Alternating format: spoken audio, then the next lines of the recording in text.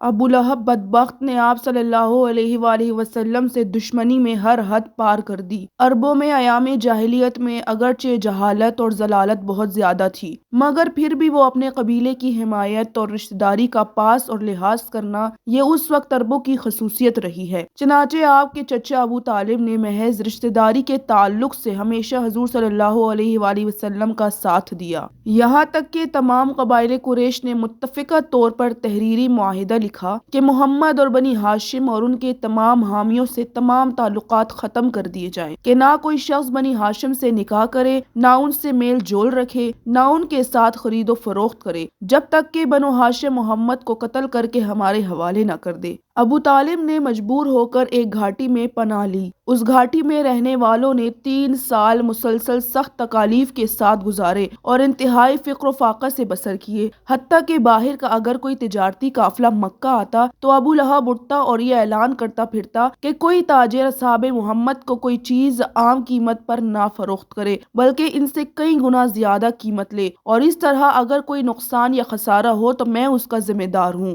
باہر کا قافلہ آیا ہوا دیکھ کر صحابہ کچھ خریدنے آتے، مگر اتنی زیادہ قیمت دیکھ کر خالی ہاتھ واپس ہو جاتے۔ اس گھاٹی کا نام شعب ابی طالب رکھا گیا، جو مسلمانوں کے لیے انتہائی تکالیف کا زمانہ تھا۔ ابو لہب نے جب آپ صلی اللہ علیہ وآلہ وسلم کے دونوں ہاتھوں سے خطاب کر کے کہا کہ تم دونوں ٹوٹ جاؤ، کیونکہ میں تمہارے اندر اس میں سے کوئی چیز نہیں دیکھتا جو محمد بیان کرتے ہیں، تو اللہ کی غیرت سے اپنے حبیب صلی اللہ علیہ وآلہ وسلم کے خلاف ایسے الفاظ برداشت نہ ہوئے، اور فوراً یہ پوری سورت نازل ہوئی جس میں خود ابو لہب کے الفاظ اسی پر لوٹا دیے گئے، تبت یدا ابی لہب وتب، کہ ٹوٹ جائیں ابو لہب کے دونوں ہاتھ اور وہ ہلاک ہو جائے، اور اس کے حسرت ناک انجام کا اعلان بھی اس سورت میں بطور پیشن گوئی کے فرما دیا گیا۔ اللہ تعالیٰ نے جو سورت میں فرمایا تبت یدا ابی لہب وتب، کہ ہاتھ ٹوٹ جائیں ابو لہب کے، یہ ایک محاورہ ہے جس کا مطلب ہے زور ختم ہو جانا، یعنی وہ وقت آنے والا ہے جب ابو لہب کا سارا زور ٹوٹ جائے گا اور اس کی طاقت ختم ہو جائے گی۔